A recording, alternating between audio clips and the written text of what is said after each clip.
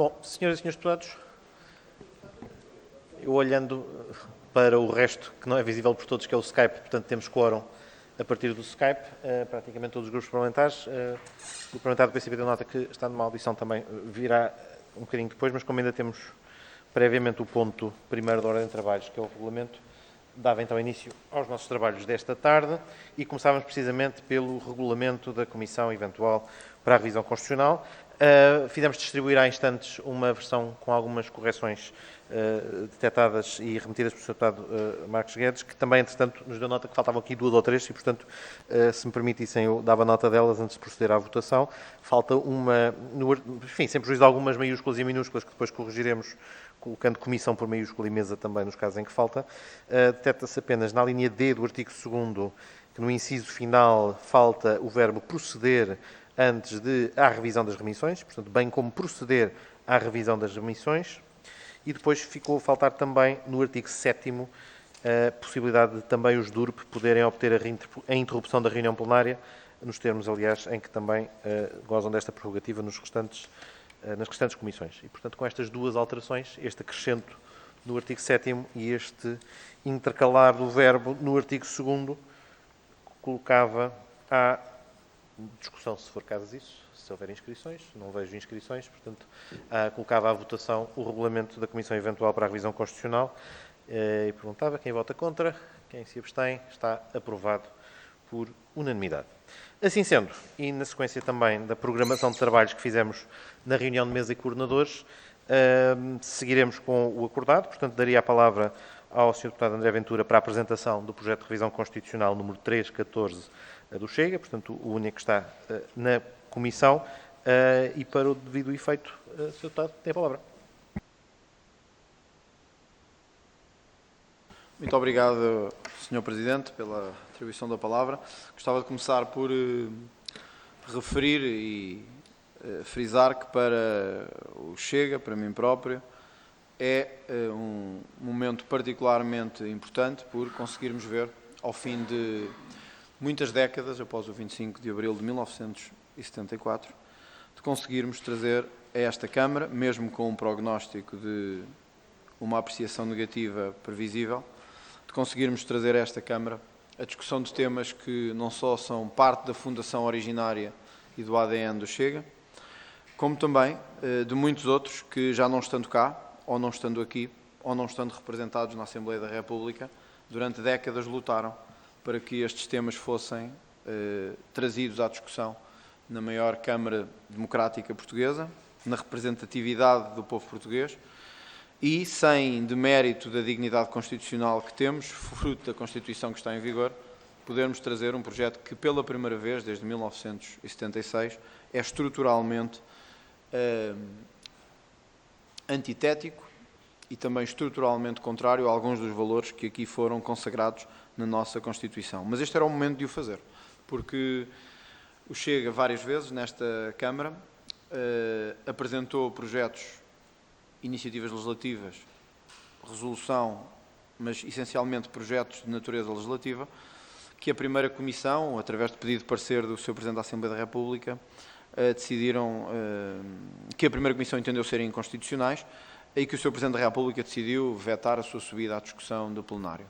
Entendemos por isso que a forma mais democrática, transparente e justa de o fazer era trazer então a esta Câmara um projeto de revisão constitucional que consagrasse alguns dos valores que para nós são importantes, que entendemos e pensamos que para uma grande parte do eleitorado português hoje é importante, que vêm, aliás, na sequência do que está a acontecer em muitos Estados da União Europeia de que fazemos parte, e, sobretudo, que permita pela primeira vez uma discussão aberta, quer de natureza jurídica, substantiva, quer de natureza jurídica ou política, em relação a muitos destes temas. Por isso gostava de começar sublinhando a importância que para mim este projeto tem, que para o Chega a importância que este projeto tem e estamos confiantes que para uma parte importante do eleitorado e para uma parte importante do povo português este projeto tem. Para não alongar muito esta exposição, vou começar a apresentá-la ponto por ponto, em relação aos vários artigos que são aqui alterados e nos termos do regulamento que acabámos de aprovar. Há uma primeira alteração da exposição de motivos do preâmbulo da própria Constituição. É uma discussão muito antiga, sobre se o preâmbulo deve ou não manter que caminhamos para uma sociedade socialista ou parecido. É hoje vontade do povo português indiscutível que um preâmbulo não deve conter afirmações de princípio e de valor programático ou ideológico em relação ao caminho que um país deve fazer, e é uma forma de nos libertarmos de qualquer amarra ou condicionamento dogmático ou ideológico em relação à Constituição que temos. Sempre foi entendido por nós que uma Constituição que afirma o caminho para o socialismo não é uma Constituição democrática, é uma Constituição que estabelece um caminho obrigatório. E, como temos dito, e conforme ficará bem claro na alteração aos limites materiais de revisão constitucional que temos também, a ideia é precisamente permitir que o preâmbulo seja agregador, global, que não vincule, mesmo com a natureza histórica ou com a natureza simbólica a que alguns autores, nomeadamente constitucionalistas, atribuem ao preâmbulo, que possa não vincular o povo português a um determinado caminho. Nunca, como hoje temos tantos partidos na Assembleia da República, nunca, como hoje, temos tantos e tanta representatividade diversa e ideológica na Assembleia da República, quer à esquerda, quer à direita, e eu penso que isso é parte de um espírito saudável que a Constituição deve acolher e que deve agregar no seu seio, onde o preâmbulo, sendo apenas simbólico, tem também uma natureza indicativa e uma natureza de valor político que devemos alterar. Por isso, nós afastamos qualquer expressão que remeta a um caminho obrigatório, nomeadamente o caminho para o socialismo, e falamos no respeito da vontade do povo português, tendo em vista a construção de um país mais livre, mais justo e mais fraterno, que repudie e censure todos os regimes políticos e ideologias totalitárias, sejam elas representantes de todas as áreas políticas. E, portanto, uma Constituição aberta, com uma expressão, aliás, presente noutros Estados da União Europeia também, que não vincule nem fique tão presa ao contexto histórico e de memória histórica que tivemos em 74, 75 e 76 e possa criar aqui uma viragem importante. Sr. Presidente, eu penso que isto é apresentar todos os artigos já, certo? Eu penso que é o mais... ou seja, não veio nenhuma indicação da parte de nenhum grupo parlamentar que pretendia discussão autonomizada, portanto, eu sugeri isso mesmo e depois os deputados também se inscreverão em função disso. Obrigado. Muito obrigado. No artigo 1º, a alteração tem uma razão também de ser. Portugal é uma república soberana, diz o nosso artigo 1º. No nosso projeto é substituído por uma nação soberana. Aliás, como consta em alguns dos nossos países mais próximos, do ponto de vista jurídico ou constitucional, a forma de governo republicana não deve ser uma imposição, como aliás percebemos pela monarquia constitucional que temos aqui ao lado em Espanha, e que não deve ser uma imposição da nossa Constituição. Temos hoje Estados na União Europeia muito democráticos, em que a forma de governo não é a republicana. Eu, pessoalmente, e o Chega, como é sabido, defendemos a forma republicana de governo, mas entendemos que a Constituição não deve limitar as opções do povo português nesta matéria e, por isso, o conceito jurídico ou materialmente correto, o conceito que densifica bem o espírito que aqui queremos materializar, é que Portugal é uma nação soberana e não uma república soberana. Não interessa entrarmos agora em conceitos de natureza jurídica ou constitucional, mas a verdade é que o conceito de nação, até de acordo com a tradição liberal que vem do nosso espírito parlamentar, é mais adequada do que a expressão Portugal é uma república soberana. Portanto, propomos a nação por Portugal é uma nação soberana e não uma república soberana. No artigo 25 da Constituição há uma alteração mais profunda e que se prende com o facto de, sistematicamente, não só o Tribunal Constitucional, mas também, neste caso, o Parlamento e a Primeira Comissão e os parceiros de algumas entidades têm determinado que a obrigatoriedade da prestação de trabalho comunitário viola integralmente a Constituição da República Portuguesa. Não só em termos de uma interpretação mais extensiva da dignidade da pessoa humana e do seu núcleo essencial, como do próprio direito à integridade pessoal. Por isso mesmo, e porque defendemos que a prestação de trabalho comunitário deve ser determinada pelo Tribunal não como uma obrigatoriedade física, isto é, o Tribunal não obriga à prestação de trabalho, porque isso seria uma redução, uma forma de escravatura, mas pode impor que esse trabalho seja uma sanção penal acessória e, caso não seja cumprida, que haja, como acontece aliás noutros Estados também, quer de natureza anglo-saxónica, quer de natureza continental, que haja uma proibição de beneficiar ou de redução de pena, ou de liberdade condicional, ou até de saídas precárias do estabelecimento prisional. As saídas precárias seria uma inovação do sistema português, A proibição de beneficiar de reduções de pena e liberdade condicional já existe noutros Estados, não só da União Europeia, como nos Estados Unidos, em alguns Estados também, quando a obrigatoriedade da prestação do trabalho comunitário fruto de sanção penal, excepto nos casos em que haja objetivamente um impedimento, ou de saúde ou físico, não seja cumprido. Portanto, o artigo 25, número 3, seria alterado. Isto seria estabelecida esta obrigatoriedade de prestação de trabalho comunitário, cuja recusa injustificada determinará a absoluta proibição de beneficiar de qualquer redução de pena, liberdade condicional ou saídas precárias do estabelecimento prisional. A fórmula é colocada na negativa. O disposto nos números anteriores não impede. Isto esclarece os casos em que isso acontece. Quando alguém seja definitivamente condenado, em consequência de sentença judicial e nos termos da legislação processual penal vigente. Portanto, há uma obrigatoriedade de sentença transitada em julgado, há a obrigatoriedade de ser definitiva e, nestes casos, o facto de haver trabalho comunitário obrigatório não colide com o direito à integridade pessoal. O ponto 4 deste artigo 25 prende-se com uma outra bandeira do partido e que entendemos que deve ser também consagrado na legislação portuguesa e que se prende com as penas acessórias de castração química.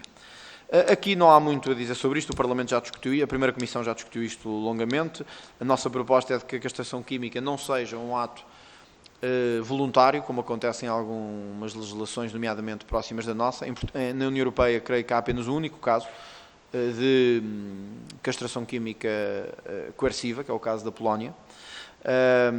E nós, na proposta que fazemos, queremos apenas exceptuar do direito à integridade pessoal o que tem sido definido como uma proteção a um núcleo fundamental que proibiria a castração química. Nós queremos abrir essa porta. Gostava de sublinhar o seguinte: aqui não fica definido se a castração química será obrigatória ou voluntária. O que queremos com este projeto é abrir a porta a esta possibilidade jurídica ou material. Isto é, a possibilidade de que, do ponto de vista jurídico ou material, o Tribunal Constitucional e o intérprete da Constituição não fique vinculado a dizer em caso algum poderá haver castração química. Nós temos, como é sabido todos aqui, temos uma norma histórica, de natureza histórica, que diz em caso algum haverá pena de morte. Nós não tocámos nesse dispositivo. Não temos uma norma a dizer que em caso algum haverá castração química de pedófilos ou de violadores, mas a interpretação, não só feita nesta sede parlamentar, como pela maior parte não todos, mas a maior parte dos nossos constitucionalistas, tem sido no sentido de que a atual fórmula da Constituição pode colocar entraves à aprovação de normas relativamente à castração química em casos de crimes de violação ou de abuso sexual de menores. Portanto, aqui nesta norma, como aliás não poderia ser de outra maneira, porque não cabe à Constituição estabelecer normas penais, o que se diz é que se excetuam das limitações acima consideradas a possibilidade de vir a aplicar pena acessória de castração química para condutas que configurem crimes de violação ou abuso sexual de crianças, abuso sexual de menores dependentes e atos sexuais com adolescentes. Estes quatro dispositivos são os dispositivos que constam atualmente no Código Penal em matéria de criminalidade contra menores e são aqueles que procuramos excepcionar para caso o Parlamento entenda, e sempre na margem de poder de decisão do Parlamento, se possa aprovar a castração química. Ou seja, no fundo, o que queremos é que a Constituição deixe de bloquear a possibilidade de haver castração química e, em alguns casos, a cirúrgica de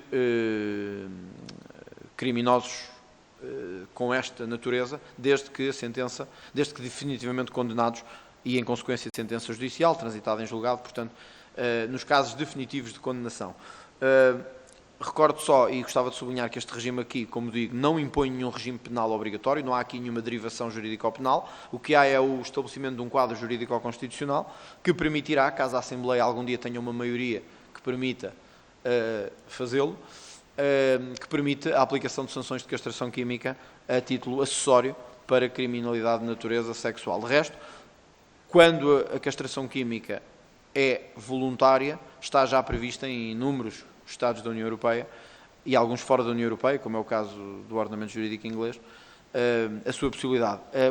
A castração química coerciva é apenas previsto, como disse, e é essa a nossa proposta, mas é de natureza jurídica ou penal e, portanto, não é para aqui hoje chamada nesta sede. Nesta sede é apenas a possibilidade que o Parlamento concederá de haver um quadro jurídico ou penal que permita a castração química. Neste mesmo, no artigo 27, penso que esta norma é uma norma relativamente consensual, pelo menos em relação ao que temos ouvido e aos projetos que temos conhecido. no sentido em que nós tivemos no início desta pandemia um problema que foi apontado pelo Sr. Presidente da República, mas também por vários tribunais, nomeadamente pelo Tribunal de Ponta Delgada, mas por outros no continente, em relação à dificuldade por parte das autoridades administrativas de imporem o internamento obrigatório em casos de perigo real de contaminação e de disseminação infecciológica. O que nós propomos é, e isto não impede que uma lei de saúde pública, conforme o Sr. Presidente da República e vários partidos com assento nesta Comissão têm vindo a propor, o que nós propomos aqui é que a Constituição salvaguarde expressamente que isto é possível, sem termos que estar em estado de emergência, obrigatoriamente, permitindo que haja, em casos de risco real, sempre sob um parecer de uma autoridade administrativa que aqui é identificada, que é a DGS, que é a que tem competência nesta área, quando se suspeita de contaminação por qualquer tipo de vírus infecto ou contagioso, em caso de comprovada e iminente ameaça à saúde pública, podendo estas ser separadas e ao ter as suas atividades restritas, evitando o contacto com a restante comunidade. No fundo, o que se pretende aqui é permitir uma regra de internamento compulsório, sem necessidade de estado de emergência, do quadro jurídico ou constitucional do estado de emergência, em casos que, como vimos este ano, provavelmente teriam evitado o estado de emergência e que criaram dúvidas jurídico-constitucionais e jurídico-administrativas na primeira fase da pandemia, sobretudo em março e abril do ano passado, quando vários tribunais desautorizaram medidas que tinham sido tomadas por entenderem que não estavam devidamente fundamentadas ou enquadradas constitucionalmente. Esta medida, podendo ser melhorada naturalmente, é no sentido de criar um quadro jurídico-constitucional que permita que este internamento seja feito quando há um perigo real, uma ameaça à saúde pública e haja um parecer nesse sentido da Direção-Geral de Saúde. Poderemos aumentar aqui o número de pareceres que sejam necessários, vinculativos, mas aqui a ideia essencialmente é haver um quadro de ação, um quadro jurídico ou constitucional que o permita fazer sem estarmos em quadro de estado de emergência e, aliás, podendo até ser o fundamento da Lei de Saúde Pública ou da Lei de Emergência Sanitária que o Sr. Presidente da República se tem referido nos últimos tempos. O artigo 28 refere-se à prisão preventiva e a nossa única alteração prende-se no prazo máximo de apresentação perante o juiz. A ideia aqui é aumentar a eficácia das autoridades judiciárias, mas também reforçar os direitos fundamentais dos cidadãos quando se encontram detidos, ainda sem ter existido uma apreciação judicial. Todos temos tido conhecimento na esfera pública de casos de cidadãos que são detidos e que vão à presença do juiz e às vezes ficam com medidas de coação mínimas ou até a medida de coação mínima. Isto deve-nos fazer refletir sobre o regime de detenção e aproximar, neste caso, o nosso regime de detenção, na nossa perspectiva, dos sistemas anglo-saxónicos, onde os prazos de detenção, sem apreciação judiciária, são bastante mais curtos. Neste caso, excepto nos casos de terrorismo, evidentemente, o que propomos é que o prazo máximo seja de 24 horas para que haja uma apreciação judicial e isto faz sentido, nomeadamente, de acordo com a proposta legislativa que temos, de que tenhamos juízes de turno, juízes de instrução de turno, que a quem seja cometida a função específica de, em cada caso, averiguar se há ou não indícios fortes, que é o que a lei exige para a prisão preventiva, de se manter um arguido em prisão preventiva. A Constituição atualmente estabelece um prazo de 48 horas, nós propomos um prazo de 24 horas para que esta apreciação judicial seja feita.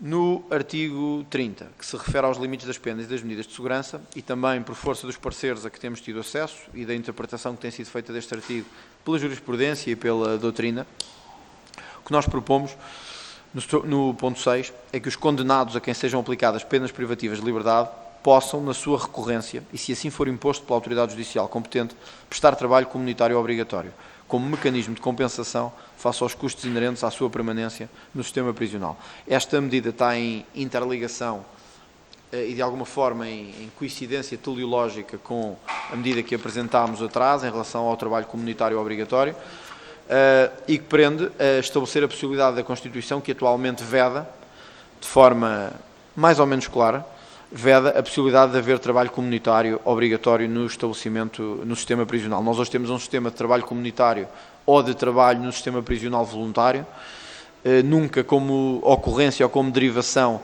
da decisão judicial, mas como decisão administrativa de enquadramento dentro do sistema prisional. E o que pretendemos aqui é que o Tribunal possa decidir como sanção, nos termos que há pouco referi, o trabalho comunitário obrigatório e que esse trabalho, caso seja possível, sirva como mecanismo de compensação aos custos de um sistema prisional que está cada vez mais decrépito, cada vez menos eficaz, cada vez com instalações menos cuidadas, portanto uma espécie de mecanismo de compensação financeira no sistema prisional. Nós tivemos também em atenção a questão das medidas de caráter perpétuo e por isso mesmo, porque uma das nossas propostas, como é sabido, e como eu frisei no início, é a possibilidade da reintrodução de prisão perpétua no ordenamento jurídico português. Aliás, conforme ocorreu aqui em Espanha há 3 anos atrás, o que nós pretendemos é que a Constituição, aqui não se estabelece, nem a Constituição poderia fazer, uma derivação jurídico-penal para a aplicação de penas de caráter perpétuo. O que se diz é que a Constituição não será um obstáculo a estas penas, caso elas sejam decididas pelo Parlamento e aprovadas pela maioria parlamentar que teria que ser obtida para uma alteração ao Código Penal, tal como o conhecemos hoje. Por isso mesmo o nosso artigo 8º diz que apenas em casos especialmente gravosos e censuráveis, nos termos da legislação criminal, poderá haver lugar a penas com caráter perpétuo. Já as medidas de segurança nunca poderão ter, evidentemente, caráter perpétuo ou duração ilimitada ou indefinida. De resto, penso que todos os que estamos aqui sabemos, até pela nossa formação, a diferença de penas para medidas de segurança e, neste caso, faz todo o sentido que, se as penas puderem ser perpétuas, as medidas de segurança não possam ser nunca, excepto em situações de renovação, devido ao fundamento que têm e ao enquadramento que têm. Agora, o artigo 8º permite apenas que o Parlamento, caso um dia decida, com uma maioria parlamentar, apoiar ou aprovar uma alteração que permita a prisão perpétua, seja ela pelo fim do cúmulo, seja ela com a aplicação direta de prisão perpétua. Nós temos os 2 sistemas na Europa. O sistema italiano nunca fala propriamente em prisão perpétua, não há simplesmente limite. Há pessoas condenadas a 1000 anos e a 1200 anos de prisão. Temos sistemas como o espanhol e recentemente o alemão também, e o inglês, que permitiram a prisão perpétua em casos especialmente graves. É isto que queremos aqui fazer, a abertura para que isto possa acontecer, mesmo não concordando diretamente com a prisão perpétua. A questão é se a Constituição a deve proibir ou se deve abri-la num quadro parlamentar que seja receptivo a esta medida. O artigo 32 da Constituição refere-se às garantias de processo criminal.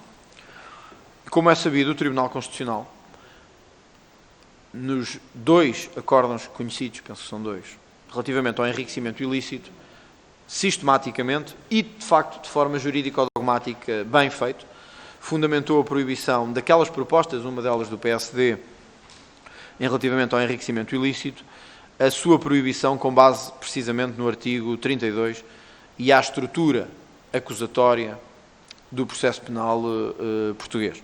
O que nós pretendemos aqui é que a Constituição abra a porta ao legislador para permitir o enriquecimento ilícito. Repare-se que não se consagra a proibição não se consagra a estatuição do enriquecimento ilícito, nem o podíamos fazer nesta sede. O que se consagra é que o princípio da presunção de inocência não impede a legislação criminal de prever e punir de forma adequada e proporcional, desde que devidamente identificado o bem jurídico protegido, a conduta daqueles que, sendo titulares de cargos políticos ou de altos cargos públicos, adquirirem, possuírem ou detiverem, durante o período de exercício de funções públicas ou nos 3 anos seguintes à cessação dessas funções, por si ou por interposta pessoa singular ou coletiva, património incompatível com os seus rendimentos e bens declarados ou que devam ser declarados. Ou seja, o que fazemos com esta proposta de revisão constitucional é permitir que o enriquecimento ilícito venha a ser legislado por esta Câmara, de forma aberta, com os únicos limites que aqui são definidos, portanto, a punição adequada e proporcional, a identificação do bem jurídico e com um prazo limite, que é os 3 anos seguintes à cessação das funções ou durante as funções, que é precisamente, ou que são precisamente os requisitos que o Tribunal Constitucional apontou nos acórdãos que fez em matéria de enriquecimento ilícito. Portanto, o que pretendemos nesta sede é permitir que o enriquecimento ilícito seja legislado pelo Parlamento de forma livre, para não termos novamente daqui a 6 meses, quando legislarmos sobre esta matéria, e o Chega já colocou uma fixação de ordem do dia para o dia 23 de junho, com iniciativas sobre o enriquecimento ilícito, para que, se quisermos legislar sobre o enriquecimento ilícito, não tenhamos que ter um novo obstáculo na Constituição em matéria de legislação e criminalização do aumento injustificado de património ou do enriquecimento injustificado do ponto de vista jurídico. Portanto, procurámos olhar para os acórdãos do Tribunal Constitucional de forma serena, de forma objetiva, identificar os elementos que o Tribunal Constitucional disse que teriam que estar sempre salvaguardados caso quiséssemos legislar sobre o enriquecimento ilícito, e foi isso que procurámos salvaguardar no número 3 do artigo 32, agora reformulado nesta versão, precisamente para permitir que isso acontecesse. No artigo 33 da Constituição estabelece a expulsão, a extradição e o direito de asilo. O que procurámos aqui foi apenas uma pequena alteração que garante ao direito de asilo, que se mantém garantido a estrangeiros e apátridas perseguidos, gravemente ameaçados, em consequência da sua luta pela democracia e libertação social nacional, desde que os deveres de fundamentação fiquem reforçados. Isto prende-se naturalmente com algumas exigências que temos recebido, não só de várias associações, mas pela própria questão jurídica que tem sido levantada nos tribunais sempre que há pedidos de asilo. Como é do conhecimento de todos, temos pedidos de asilo de países que são reconhecidos por nós como, em alguns casos, como democracias ou como países estáveis do ponto de vista político ou do ponto de vista político ou constitucional, e estamos a permitir o asilo em situações em que a sua fundamentação é, pelo menos, deveras duvidosa. O que se pretende com esta reformulação é que a fundamentação seja sempre um reforço adicional e um requisito sustentado dos pedidos de asilo. O artigo 49 foi também já tornado público, a nossa proposta de que o voto deva ser obrigatório. É uma opção política e de natureza política, entende-se perfeitamente, aliás o debate tem sido amplo na Europa e fora dela em relação à obrigatoriedade do voto. Como todos sabem, não vale a pena alongar muito, há países em que o voto é obrigatório, há países em que não é. De facto, nem em todos onde é obrigatório tem funcionado bem, temos que o admitir, mas tem funcionado noutros. Nós temos um problema grave na nossa democracia, um problema não só dos níveis de abstenção extraordinariamente elevados, mas de um afastamento progressivo dos cidadãos em relação à participação pública. Alguns estudos demonstram que a obrigatoriedade do voto aproxima os cidadãos do ato eleitoral. Não quer dizer que aproxime necessariamente da participação política, mas entendemos que a aproximação do ato eleitoral pode ser um primeiro passo de aproximação política. De facto uma medida discutível. Na nossa perspectiva, entendemos que o voto deve ser um dever cívico de natureza obrigatória e não uma espécie de uma mera recomendação sem qualquer consequência, que é o que temos hoje. O risco que temos um dia é ter uma Assembleia da República eleita com 10% dos cidadãos, e isso naturalmente será e colocará em causa, até do ponto de vista constitucional, quer a legitimidade formal, quer a legitimidade jurídica ou material e política ou material do nosso mandato e do mandato daqueles que o exercem em nome do povo. A lei eleitoral naturalmente é que estabeleceria as sanções para a violação deste dever cívico de natureza obrigatória. Evidentemente que a Constituição não o poderia fazer. No artigo 50 da Constituição, que também sujeito à nossa alteração, e que para nós é particularmente importante e simbólico que o possamos apresentar, é uma das bandeiras essenciais que temos tido e por que temos lutado e que nos parece que merece consagração constitucional. Nós hoje temos, no acesso a determinados cargos no Estado, um princípio de não discriminação. E bem, o que nós queremos é evitar que em qualquer cargo público, porque é nisto que se trata, aqui o artigo 50 refere-se a cargos públicos, que tenhamos órgãos titulares de cargos políticos que tiveram funções que implicaram processos de natureza negocial com algumas empresas, de natureza pública também, ou de capitais públicos, ou com outra formulação societária, mas com intervenção de capital público, e em que esses mesmos governantes acabaram por ir trabalhar para empresas onde ou com quem estabeleceram relações negociais. O que a Constituição deve fazer aqui não é proibir, é exceptuar desta não discriminação uma regra que permita ao Parlamento, caso o entenda e caso haja uma maioria parlamentar para esse efeito, que haja um impedimento vitalício por parte de titulares e ex-titulares de órgãos de soberania ou de cargos políticos que negociaram ou tiveram qualquer processo negocial com qualquer instituição de natureza pública, de depois irem trabalhar ou de irem ter qualquer relação de natureza laboral ou não para essa mesma instituição. A formulação está sujeita, obviamente, a mudanças. O que nós dizemos é que se excetuam desta previsão, da previsão da não discriminação, os titulares e os ex-titulares de órgãos de soberania ou cargos políticos que ficam vitaliciamente impedidos de exercer quaisquer cargos ou funções, remuneradas ou não, em quaisquer instituições com as quais, enquanto titulares das pastas governamentais em questão, tenham estabelecido qualquer negociação. É evidente que é muito difícil encontrar aqui termos que abranjam todas as situações. O que nós queremos salvaguardar é que se um titular de cargo político ou público tem, ou estabelece ou participa em qualquer processo relacional ou de negociação com uma entidade pública, não possa depois, após a cessação de funções, ter qualquer vínculo de qualquer natureza com essa mesma entidade pública. E isto só a Constituição o pode fazer. Caso contrário, qualquer proibição desta matéria com natureza vitalícia esbarrará com este artigo 50 da Constituição. O artigo 104 da Constituição é também objeto da nossa alteração e é também amplamente conhecido, porque o debate sobre esta matéria tem sido também bastante.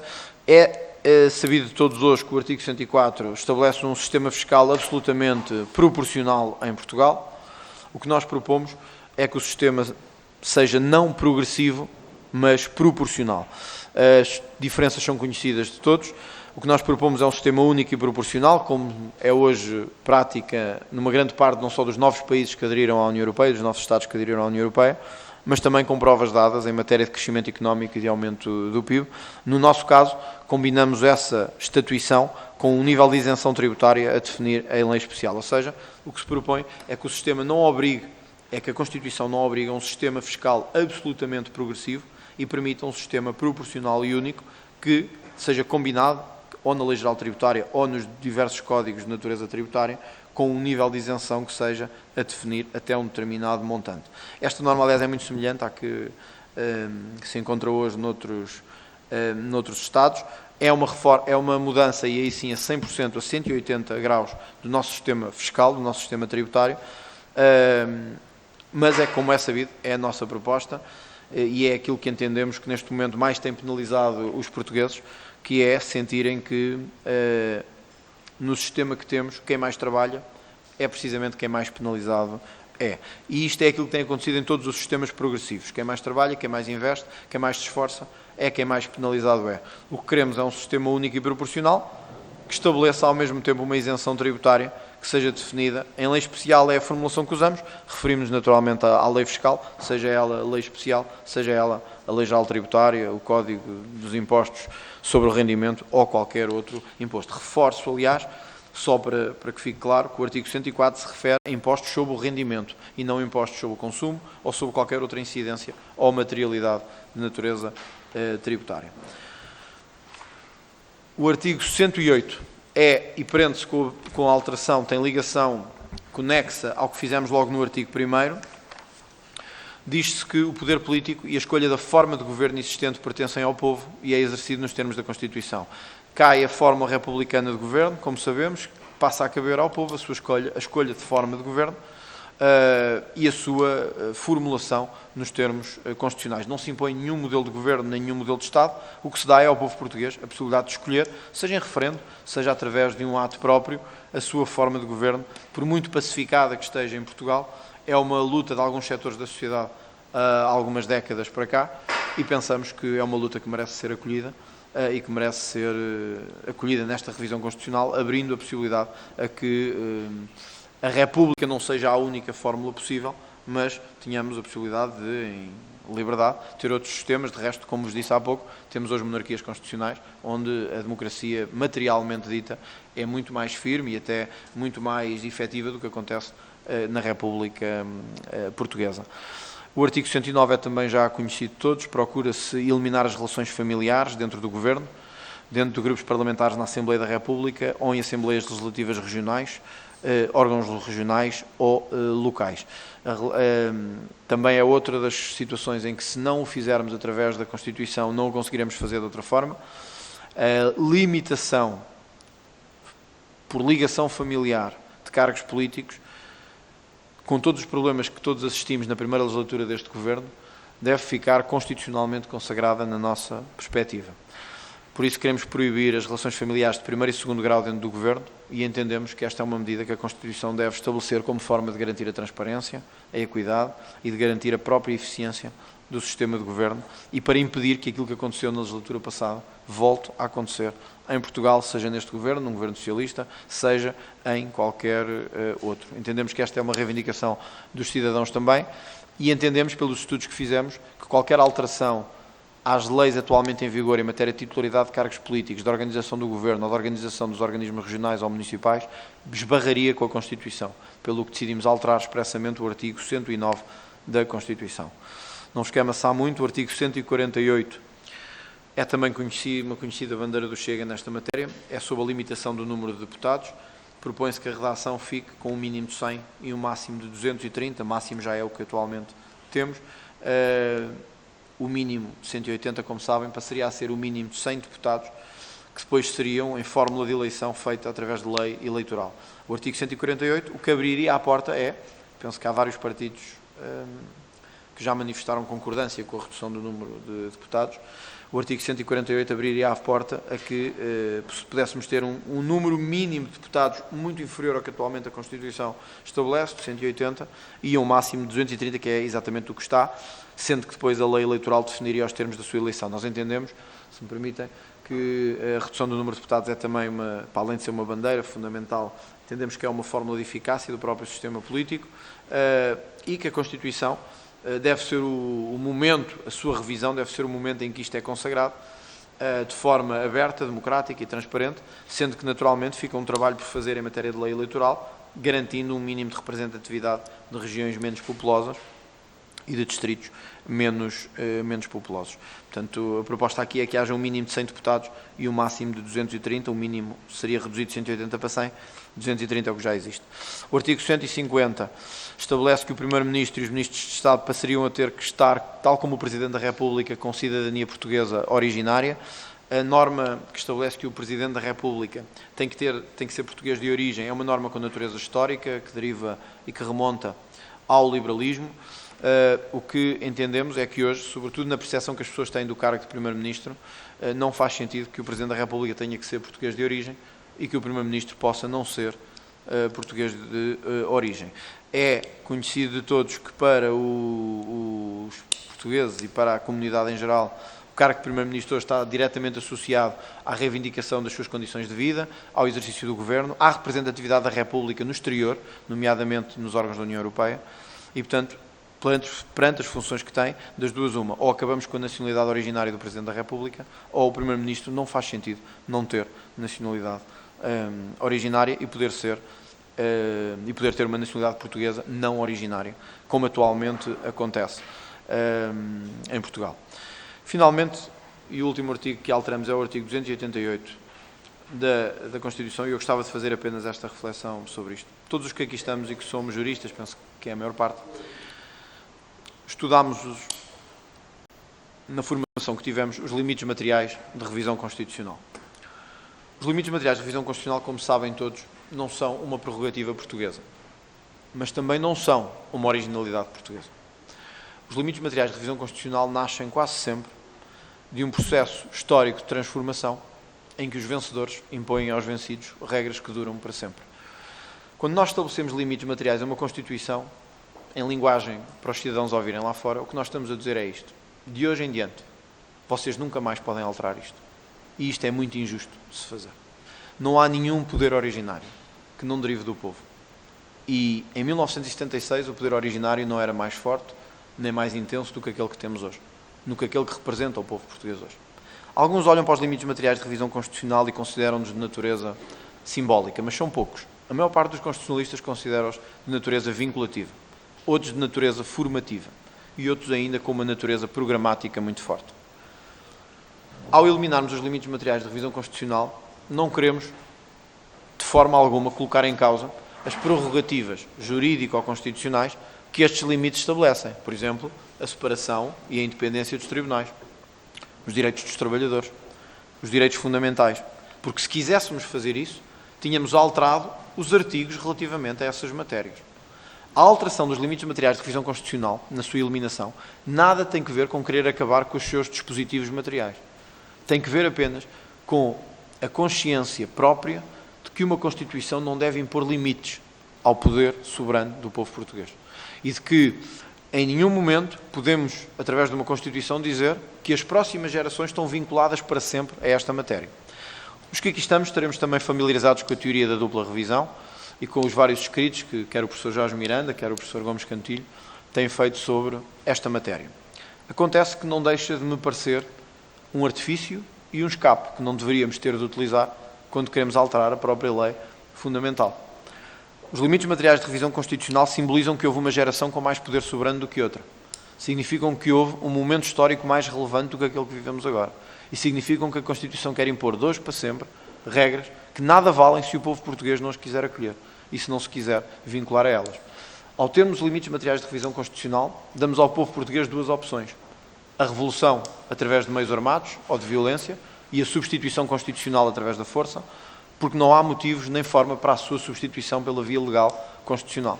E a melhor forma de garantirmos a perpetuação de uma democracia é que ela não estabelece, de forma obrigatória e vinculativa, limites às gerações seguintes. De resto, se olharmos para as constituições mais democráticas do mundo, nunca se estabelece este rol de limites materiais de revisão constitucional que nós temos em Portugal.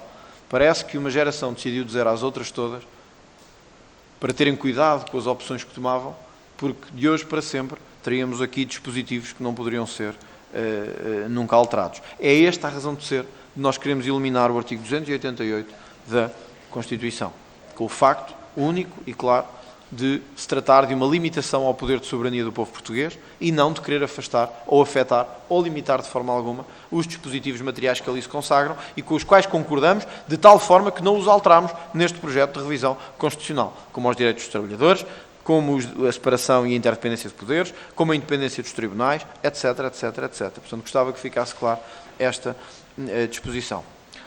Sr. Presidente, esta é a proposta de revisão constitucional que fazemos. Ela consagra, em grande medida, uma boa parte das bandeiras que o Chega defende e representa. O Chega tem um deputado na Assembleia da República e isso, naturalmente, não é suficiente, nem de perto nem de longe, para qualquer alteração à Constituição. Sabemos, por isso, que era mais confortável para nós, numa outra fase, e eventualmente com outro número de deputados ou de representantes, fazer esta proposta, mas entendemos o que devíamos fazer neste momento e que devíamos deixar claro perante esta Câmara que estas são as nossas ideias, que é nisto que acreditamos, que a Constituição precisa urgentemente de uma revisão e de submetê-la à crítica, naturalmente, quer política, quer de natureza técnica ou jurídica, que certamente tem muitos motivos para ser criticada, mas entendemos que há aqui também uma boa base para podermos trabalhar num projeto de revisão constitucional que possa chegar a bom porto e não ser impedido liminarmente por esta Câmara de subir ao plenário da Assembleia da República. Muito obrigado.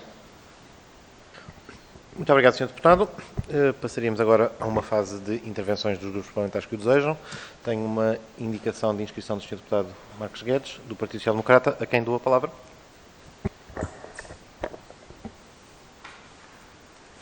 Obrigado, Sr. Presidente. Senhoras deputadas, senhores deputados, a primeira questão que queria dizer tem que ver com a metodologia que vamos seguir. Acabámos de ouvir a apresentação por parte do Sr. Deputado André Ventura do seu projeto de revisão e eu não sei se eu vou-me limitar nesta intervenção a fazer uma apreciação genérica também, porque não sei se a metodologia de trabalho depois vai seguir de apreciação artigo a artigo ou não. Isso depende depois daquelas que forem as regras que o Sr. Presidente acertar com a Comissão. Relativamente a uma apreciação genérica que eu começava por fazer, eu queria começar por dizer que, verdadeiramente, este projeto não tem alterações estruturantes à Constituição da República, à exceção, porventura, de uma apenas, e que não é menor, que é o afastamento da forma republicana de governo. Tirando isso, praticamente todas as outras alterações são alterações que não alteram estruturalmente o texto constitucional, o que fazem antes são meras tentativas de superar dificuldades de conformidade constitucional com algumas das bandeiras e das propostas políticas que o Chega, com toda a legitimidade, tem vindo a apresentar aqui no Parlamento.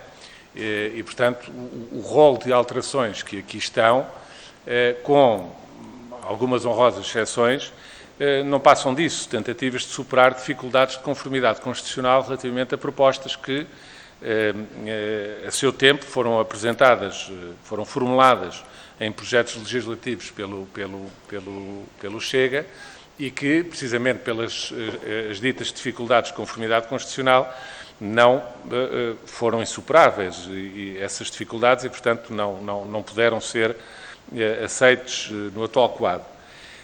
Há, no entanto, e eu não queria deixar de referir, algumas exceções que, do nosso ponto de vista, podem merecer alguma reflexão, não sendo questões estruturantes na Constituição, podem merecer alguma reflexão, nomeadamente a questão da redução do prazo relativamente à questão da prisão preventiva, embora aí chame a atenção de que essa matéria pode e deve ser refletida por nós, mas tem que ser refletida, ou deveria ser refletida, em paralelo com a questão do habeas corpus, porque também ali existe um prazo que, porventura, se o legislador constituinte entender que pode e deve haver uma compressão do prazo relativamente à prisão preventiva, que está no artigo 28, deveria então também articular isso com uma eventual reflexão. Eu não estou a dizer que se aceite, estou a dizer que essa reflexão me parece pertinente.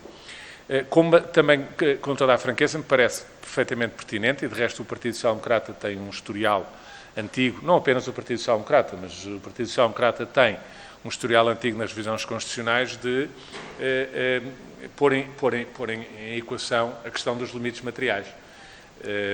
Concordo em muito daquilo que o Sr. Deputado André Ventura disse relativamente à originalidade destes limites materiais, que vêm na linha um bocadinho daquilo que a Constituição originariamente também tinha, que era a irreversibilidade das nacionalizações e por aí fora, portanto, uma tentativa de captura por uma determinada geração revolucionária, captura da liberdade das gerações seguintes de decidirem e determinarem os contornos políticos com que se regem e, portanto, também aí, na questão dos limites materiais, penso que haverá também uma reflexão política relevante a fazer, que o PSD já por várias vezes tentou e promoveu, umas vezes com algum sucesso, bastante pequeno, diga-se, mas relativamente a este artigo dos limites materiais de revisão.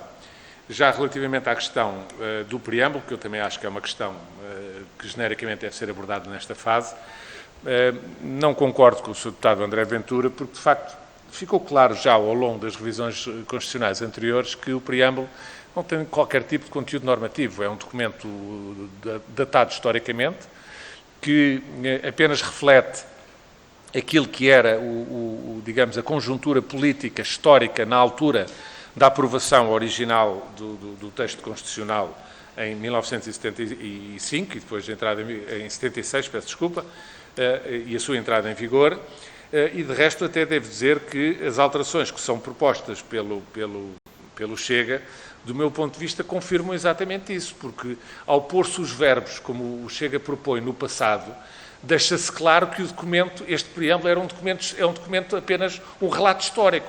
É um relato histórico daquilo que se passou. Então, se é um relato histórico daquilo que se passou, deixemos aos autores desse momento histórico a sua própria redação. E é isso que tem sido o consenso nas 7 revisões constitucionais que já tiveram lugar, o consenso de que não valerá a pena mexer-se no preâmbulo, precisamente porque está assente entre todos, e eu penso que aí a doutrina é perfeitamente pacífica, de que o preâmbulo não tem qualquer tipo de conteúdo normativo, é um documento historicamente datado e, como tal, não se deve mexer, quer dizer, é um bocadinho a mesma coisa que andar a mexer nas estátuas dos reis portugueses, que, embora hoje em dia já tenhamos de forma republicana de governo, se andássemos agora a mexer nas estátuas dos reis apenas porque hoje em dia já não há monarquia em Portugal, quer dizer, do meu ponto de vista não faz com franqueza grande sentido. Terminaria, Sr. Presidente, esta apreciação genérica dizendo que, do ponto de vista do PSD, aquilo que faz falta verdadeiramente é uma revisão verdadeiramente estrutural da Constituição. Já lá vão 45 anos, desde a última revisão com folgo, já lá vão quase 25 anos, e, de facto, do nosso ponto de vista, há, nomeadamente em termos de organização do poder político, e do funcionamento dos órgãos de soberania, nele-se incluindo a questão dos tribunais, há de facto uma necessidade de refrescamento do texto constitucional, mas que não passa pelas propostas que estão aqui em cima da mesa.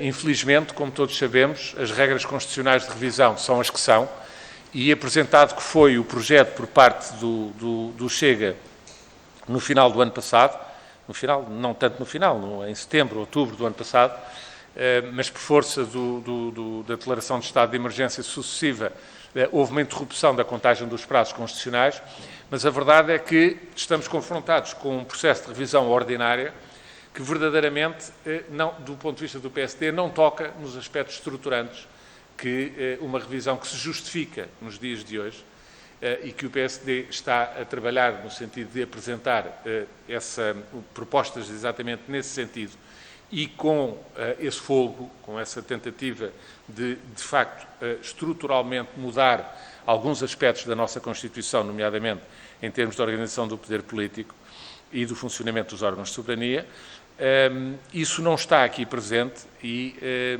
a seu tempo, o PSD pretende propor. Nesse sentido, infelizmente, estamos confrontados com uma realidade. Se, porventura,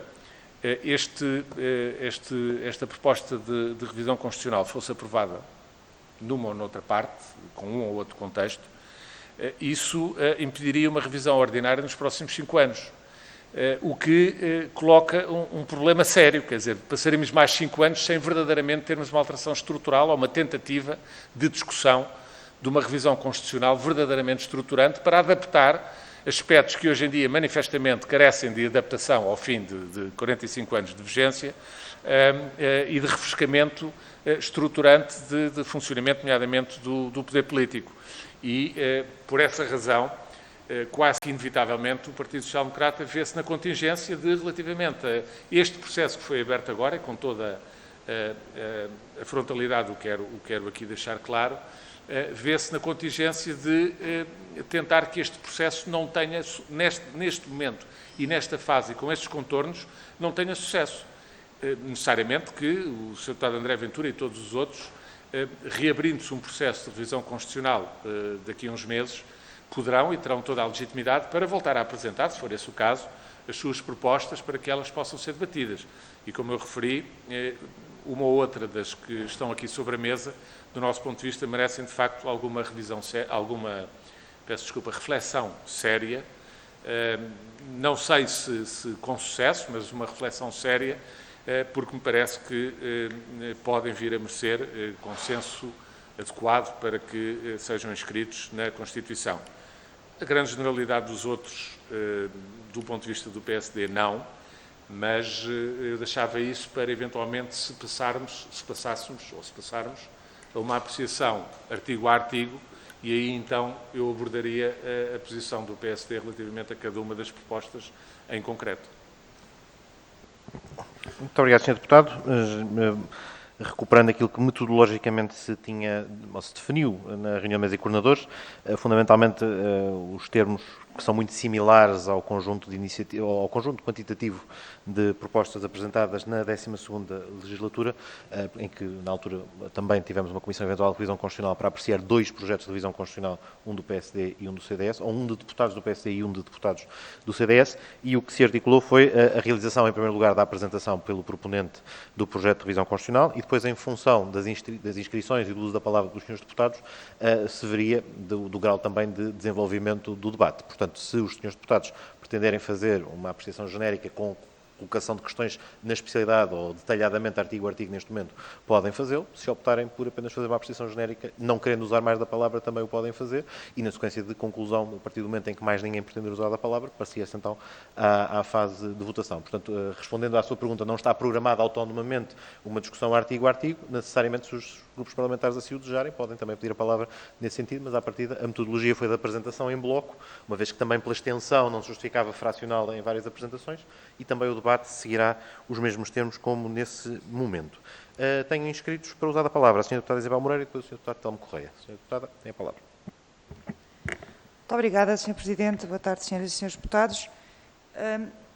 Eu vou fazer, em nome do Grupo Parlamentar do Partido Socialista, uma apreciação genérica Começar por agradecer a exposição que todos ouvimos e por concordar com aquilo que foram as palavras iniciais do Sr. Deputado André Ventura, quando disse que o projeto era antitético e, portanto, é precisamente por aí que eu começaria por explicar sucintamente a razão pela qual nos opomos a este projeto de revisão constitucional, porque precisamente nós não temos uma postura antitética relativamente à Constituição, mas, ao contrário, uma postura de adesão. E, portanto, agradeço essa forma tão clara com que iniciou a apresentação, porque permite também, pela minha parte, simplificar o discurso quando explico porque é que, de facto, não podemos acompanhar, como seria de prever. Porque, de facto, o que nos leva a pensar o que é, desde logo, uma Constituição e para que é que serve uma revisão constitucional e o que é que são verdadeiramente os problemas do país e se os problemas do país se resolvem com uma revisão constitucional, está nos antípodas do que aqui acabamos de ouvir, porque de facto são os problemas que, no entender do Chega, são os problemas nacionais, que levam a que tente ultrapassar os obstáculos que, a nosso ver, bem a Constituição apresenta às suas propostas, que são aqueles obstáculos que levam a que a nossa Constituição seja, do nosso ponto de vista, uma Constituição acertada e moderna, nomeadamente em termos de valores como, já não falar da República, claro, mas como a da integridade pessoal, da integridade física, dos limites das penas, daquilo que é a proibição de um trabalho comunitário obrigatório e por aí fora. E, portanto, não penso que se justifique uma dissertação pela nossa parte profunda acerca do que são os limites materiais e outro tipo de questões, porque penso que os limites materiais, enfim, existem sempre, independentemente de lá estarem ou não, mas é uma questão que me parece menor ao pé destas outras questões mais fulcrais que foram aqui apresentadas, nomeadamente estas que acabei de elencar, mas penso que, de facto, este é que é o ponto fundamental, é que há aqui uma postura, como foi dita, antitética relativamente à Constituição e que pretende romper com valores fundamentais da mesma, estivessem eles expressos ou não, repito, que é precisamente a postura oposta à do Grupo Parlamentar do Partido Socialista, independentemente daquilo que pudesse ser a nossa postura numa revisão constitucional relativamente a um ou outro preceito, a nossa adesão àquilo que é a Constituição é aquela que é conhecida e, aliás, nós estamos na história deste texto constitucional. Muito obrigada. Muito obrigado, Sra. Deputada. Sr. Deputado Telmo Correia.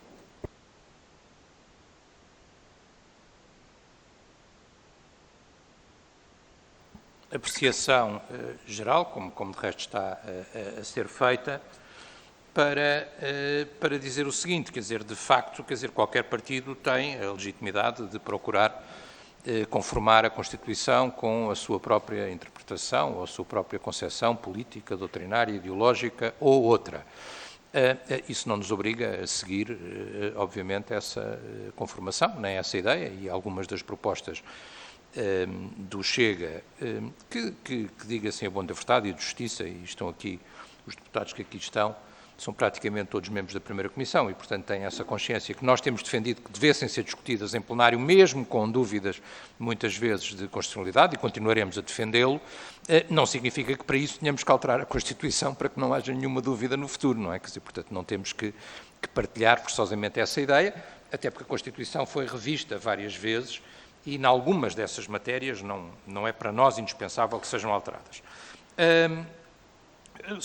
Registar e saudar a iniciativa e a vontade constitucional do Sr. Deputado André Ventura, não sem deixar de lhe dizer, Sr. Deputado, se me permite, com alguma ironia, que o Sr. Deputado conseguiu já apresentar um projeto de revisão constitucional para resolver um problema da pandemia e depois o retirou por causa da pandemia. E portanto, já é a segunda vontade constitucional que nós registamos registar que nesta vontade constitucional existem matérias que são conformes a coisas que estavam e que nós apresentámos em revisões constitucionais anteriores. Não estou aqui a acusar de nenhum tipo de cópia, não é isso que está em causa, porque obviamente é legítimo e as ideias estão por aí e quem quiser agarra-as ou não, designadamente aquela que mereceu a discordância agora mesmo, por exemplo, do Sr. Deputado Luís Marques Guedes, legitimamente, como é evidente, mas que nós apresentámos em variadíssimos projetos de revisão constitucional do CDS, muito antes, inclusivamente, de eu alguma vez chegar a esta Câmara, que é a de não alterar o preâmbulo, mas clarificar na Constituição que o preâmbulo é unicamente um documento de conteúdo histórico e de enquadramento, retirando o próprio, por assim dizer, do texto da Constituição, mas deixando-o, obviamente, como documento histórico, que é o que ele é, e o mesmo se pode dizer, em alguma medida, daquilo que aqui foi destacado e que eu partilho o destaque pelo deputado Marques Guedes, que é a questão dos limites materiais de revisão, onde eu concordo com que eles pudessem ser mexidos, não sei se concordo com a leitura que o Sr. Deputado André Ventura fez. E não sei se concordo neste sentido. Em primeiro lugar, porque, enfim, qualquer Constituição de qualquer país é o resultado de um percurso histórico, quer dizer, como é evidente, e a nossa também é, quer dizer, e portanto é o país que é, do percurso histórico de uma Constituição que nasce no pós-revolução e que depois teve várias alterações, de resto nas quais participámos.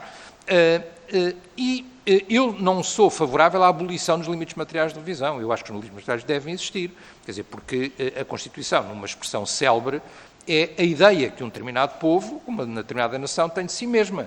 E a ideia do nosso povo, de que somos, por exemplo, uma democracia, para mim, é algo que deve estar na Constituição e é algo por qual vale a pena, em qualquer circunstância, nós batermos orgulhosamente, se for necessário, para defender, nesse ponto de vista, a Constituição, enquanto Constituição democrática que é e que pretende ser. E, portanto, eu não sou contra a existência dos limites materiais de revisão. Também não sei se partilha a tese crítica em relação à doutrina constitucional conhecida, que, no fundo, diz que os limites materiais podem existir.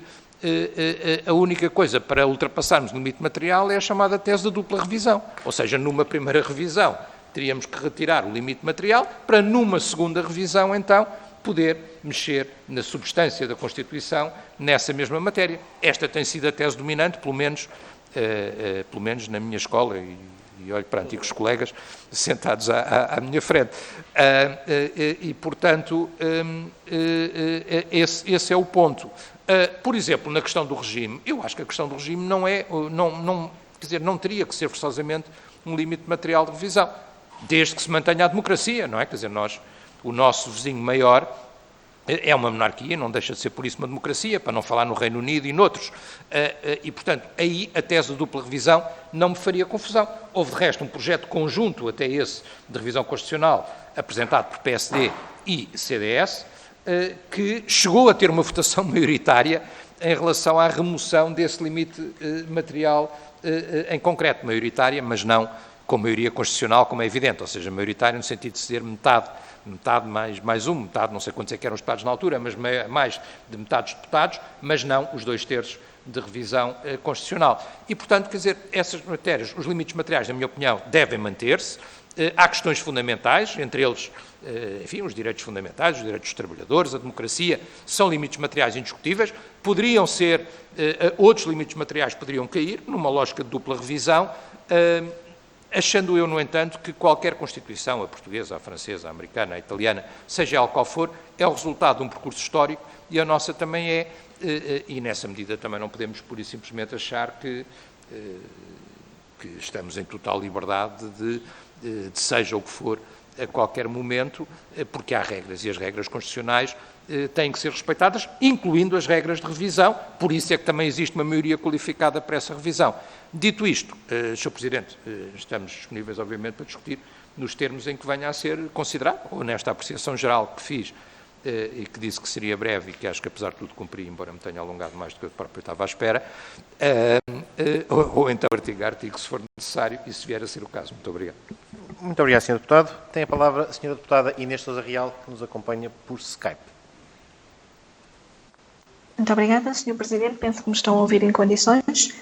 Estamos a ouvir e a Começo ver. por... Obrigado. Muito obrigada. Começo por cumprimentar as senhoras e os senhores deputados, agradecer também a exposição de motivos da apresentação desta proposta, contudo, e sem prejuízo, e não fugindo aqui à regra do que já foi a exposição anterior das demais forças políticas, ou seja, na generalidade e não artigo a artigo, há desde logo um aspecto que também reforçamos, ou seja, a questão preambular parece entender do PAN que de facto tem um cunho, um marco histórico que não pode ser desprezado e que nesse sentido não faz sentido apagar essa marca histórica que traça a nossa Constituição, sem prejuízo, evidentemente, daquela que é depois a sua leitura atualista ou até mesmo da necessidade de alteração para atualizar também alguns dos nossos valores e também o PAN, nessa medida, tem defendido que a Constituição deve ser efetivamente revista.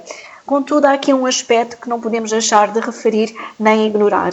É que as propostas que aqui estão em cima da mesa, com exceção de uma ou outra proposta, nomeadamente no que respeita ao enriquecimento ilícito ou aos conflitos decorrentes à eleição de cargos políticos ou de altos cargos públicos, que nos parece que careceria de uma maior densificação do que aquela que aqui está vertida na proposta, mas que seria um debate a ser feito não só efetivamente em matéria de especialidade, como também, evidentemente, caso fosse aprovada esta proposta de revisão constitucional. Aquilo que nos parece efetivamente na generalidade das propostas é que claramente elas constituem uma afronta àquilo que é a matriz da Constituição da República Portuguesa. Ou seja, há aqui uma procura de limitação de direitos constitucionais absolutamente fundamentais, ou seja, estamos a falar de direitos humanos que foram difíceis de conquistar ao longo também, não só dos séculos, mas também, evidentemente, da própria história do nosso país. Por outro lado, também, esta viragem e a mudança estrutural em matéria de regime, passando para, ou abrindo a porta a uma monarquia constitucional, de facto não nos faz qualquer tipo de sentido. Portugal deve assentar num Estado republicano, num Estado de Direito e, portanto, democrático e não, evidentemente, naquilo que possa ser cunhos monárquicos ou, de alguma forma, de heranças ou outras heranças naquilo que são o acesso dos direitos políticos de uns cidadãos em detrimento dos demais. Portanto, nesse sentido, também não acompanhamos esta viragem ideológica que o Chega aqui nos traz hoje. Por outro lado, também parece-nos que, efetivamente, é perigoso aquilo que se procura trazer com esta alteração naquilo que respeita não só à sua ligação com o Código Penal, mas também com os direitos à integridade pessoal, com também, evidentemente, os próprios exercícios dos direitos políticos, existindo aqui uma clara discriminação no acesso a cargos políticos, nomeadamente na limitação do acesso ao cargo de Primeiro-Ministro, como ouvimos na própria explicação, e nesse sentido parece-nos que uma revisão constitucional, sem prejuízo daquilo que foi referido no âmbito estrutural e dos limites de revisão, que compreendemos que tem que haver esta limitação do ponto de vista não só da consolidação da nossa Constituição, porque também é a nossa lei mater aqui da nossa República, não faz sentido que seja revista a qualquer momento, e, portanto, compreendendo que ela carece de uma atualização e que tem que ter um processo de revisão mais refletido e mais detalhado, que não se coaduna com ir a reboque das propostas que aqui nos são trazidas hoje, efetivamente nós não podemos acompanhar a proposta que nos é trazida pelo Chega, porque nos parece que, acima de tudo, aquilo que resulta da mesma é uma afronta aos direitos humanos e cujo debate ou os problemas do país não se resolvem com este tipo de propostas. E, portanto, não obstante o PAN defender igualmente que a nossa Constituição tem de ser revista, compreendendo os limites constitucionais da sua revisão e também as diferenças ideológicas que marcam as diferentes forças políticas, achamos que isso deverá ser feito em momento próprio, que não o atual, até porque não saímos ainda sequer deste contexto sanitário, ainda não debelámos a crise sanitária que estamos a atravessar e, tal como já aqui foi referido, sem determinado momento a proposta foi retirada, porque estávamos num contexto não só de estado de emergência, mas como de crise sanitária. Parece-nos também que um processo de revisão constitucional, que tem que ser um processo refletido, um processo altamente participado, não se coaduna com o momento que estamos a viver e, por esta razão, não podemos, de facto, acompanhar esta iniciativa. Obrigada. Muito obrigado, Sra. Deputada. Dava a palavra ao Sr. Deputado José Manuel Pureza. Muito obrigado, Sr. Presidente, Senhoras e Senhores Deputados. Eu queria ser muito sucinto nesta intervenção, como creio que compreenderão, dizendo aquilo que, enfim, que que é óbvio, é que esta proposta de revisão constitucional não merece a nossa concordância. Enfim, isso é inequívoco. Digamos, direi apenas uma consideração de caráter muito geral, fazendo, aliás, justiça àquilo que foi a apresentação pretendida pelo Sr. Deputado André Ventura. O sentido geral da proposta, disse o Sr. Deputado André Ventura, é inspirado pelo perfilhar nas palavras do Sr. Deputado, de valores antitéticos aos que estão consagrados na Constituição. E, portanto, por ser assim, e é inequívoco que é, estamos em posições completamente distintas do ponto de vista do que deve ser uma Constituição para o nosso país e, portanto, a própria lógica de fundo desta proposta, naturalmente, que faz com que nos distanciemos dela e nos distanciemos de maneira inequívoca. Por outro lado, à medida que o Sr. Deputado foi apresentando as diversas propostas concretas, foi dizendo, aliás, repetidamente, que são bandeiras do Chega. A expressão foi sempre essa, bandeiras do Chega. Portanto, quer dizer, isso também mostra exatamente o sentido, a natureza desta proposta. É uma proposta que justamente procura ser, acima de tudo, um repositório, digamos assim, das principais bandeiras de luta política que o Chega traz para o debate público.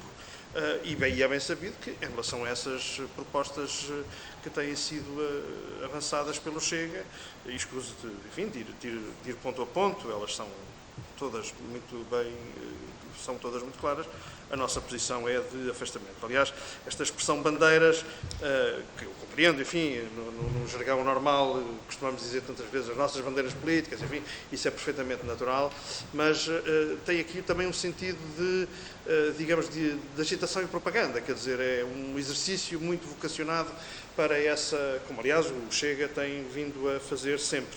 E, portanto, mas enfim, independentemente disso, no que diz respeito ao conteúdo da proposta, ela não nos merece nenhuma aprovação. Nós temos exprimido o entendimento, que aqui quero reiterar, de que nós não temos um problema constitucional em Portugal. Se algum problema temos, é justamente o de que em muitas áreas da nossa vida a Constituição está por cumprir e ela precisava de ser cumprida muito mais do que ser revista. E pronto, e portanto, por estas razões, sem nenhuma surpresa, nós não acompanhamos o projeto de revisão constitucional apresentado pelo Sr. Deputado André Ventura. Muito obrigado.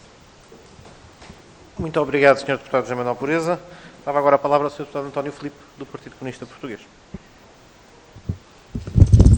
Sr. Presidente, muito obrigado. Eu vou ser também muito sucinto e até diria o seguinte, eu vou ter como referência duas afirmações constantes da intervenção do Sr. Deputado Luís Marques Guedes para concordar com uma, discordar da outra e concluir em conformidade. Concordo que estamos perante um projeto de revisão constitucional que traduz uma agenda política, não é? Todos nós sabemos de propostas apresentadas nesta Assembleia pelo Sr. Deputado André Ventura, que conflituam assumidamente com disposições constitucionais e este projeto de lei visa resolver essa querela contra a Constituição. Portanto, eu diria que mais do que um projeto de revisão é uma espécie de projeto de provocação constitucional. Eu já discordo do que disse o Sr. Deputado Marques Guedes quando referiu que achava que não se tratava de propostas estruturantes. Eu acho que trata, ou seja, acho que o Sr. Deputado admitiu isso relativamente à República. A República é, de facto, um princípio estruturante da Constituição, mas há mais. A Constituição processual penal é, do nosso ponto de vista, um estruturante da Constituição, como é a progressividade do imposto sobre o rendimento, como, enfim, como a existência ou não de limites materiais de revisão constitucional, independentemente da aceitação da tese da dupla revisão que tem vindo a prevalecer, e, portanto, há aqui, de facto, aspectos que contrariam frontalmente disposições constitucionais e princípios constitucionais que são identitários da própria Constituição de 1976, com as revisões que, entretanto, as 7 revisões que, entretanto, sucederam. Isto para dizer que nós não iremos acompanhar estes projetos de revisão constitucional e consideramos que nós temos, que o povo português tem razões para se orgulhar da Constituição que tem e que devemos fundamentalmente defendê-la porque ela é como que um bilhete de identidade do nosso regime democrático. Muito obrigado. Muito obrigado, Sr. Deputado. Tem a palavra o Sr. Deputado José Luís Ferreira, dos Verdes. Obrigado, Sr. Presidente, Senhoras e Senhores Deputados. Também vou fazer uma apreciação rápida e global, que no fundo retrata a posição do Partido Ecologista dos Verdes relativamente a esta proposta do Chega para a revisão constitucional e para dizer que, a nosso ver, e sobre os limites materiais da revisão, faz todo o sentido continuarem no texto constitucional. Sobre o preâmbulo, também pouco a dizer, até porque, na nossa perspectiva, o preâmbulo expressa o sentido histórico de uma época, de uma altura, para além de que não tem valor jurídico, quando muito terá valor interpretativo.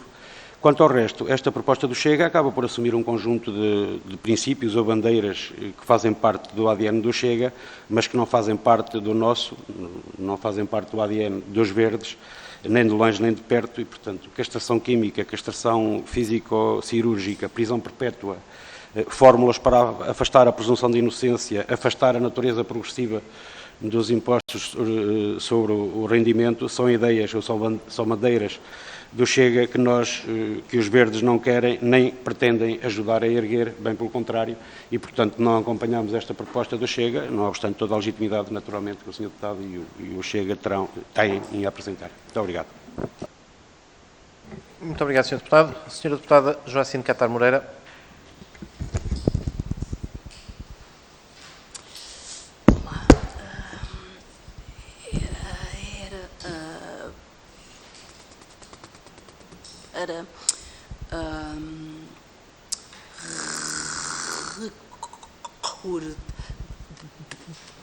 Recordar, não é, que esta iniciativa de revisão constitucional, ela é uma enorme iniciativa de revisão constitucional, tão enorme que ela é um autêntico retrocesso democrático, retrocesso legislativo.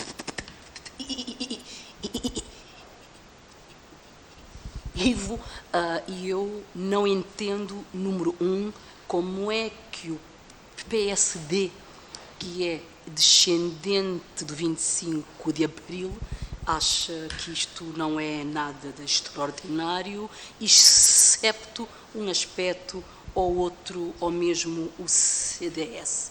Esta iniciativa basicamente normaliza a escravatura moderna.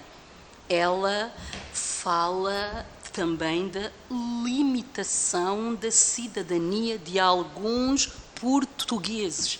Ela fala de punição sem condenação, não é? Ela fala de castração, ela fala de uma série de atropelos dos direitos humanos, dos direitos constitucionais, não é?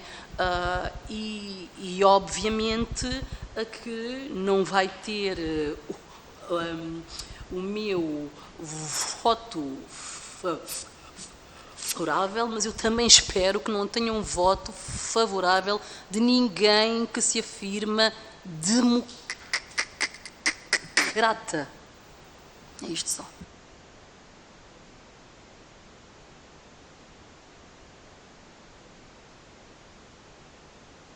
Bom, muito obrigado. Estava por um segundo distraído. A sequência tem sido tão encadeada que a breve distração deixou um silêncio que na rádio seria assassino, mas na televisão se perdoa. Não tenho mais pedidos de palavra. Nesse sentido, presumi e devolveria a palavra ao Sr. Deputado André Ventura para responder, querendo, às questões colocadas. Já agora, só antes de lhe dar a palavra, foi só colocada uma questão que disse o Sr. Deputado Luís Marques Quedes, quanto depois à passagem à votação indiciária na especialidade, poderemos abordá-la depois de seguida. Em qualquer caso, também para dar nota do que ficou acordado na reunião de mesa de coordenadores, à semelhança também do que se fez na 12ª legislatura, se houver algum pedido de destacamento de votação de alguma disposição, ela poderá ser feita a pedido dos grupos parlamentares. Na ausência desse pedido, enfim, far-se-á uma votação em bloco, na medida em que, enfim, o procedimento foi esse também. Portanto, como disse também na altura, presume-se que o proponente necessariamente votará favoravelmente todas em bloco, como é óbvio, e, portanto, nos restantes casos, então, se houver pedidos de destacamento, elas poderão ter lugar nesse sentido. Portanto, caso essa questão se coloque, pedi aos grupos parlamentares que as identifiquem, por favor. Sr. Deputado André Ventura, tem a palavra.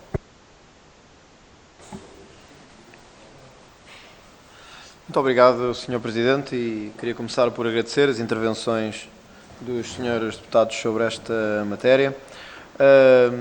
Eu gostava de forma sucinta, e para não alongar muito, dizer apenas algumas coisas e responder àquilo que foi também dito pelos senhores deputados e assumir também algumas coisas que me parecem importantes.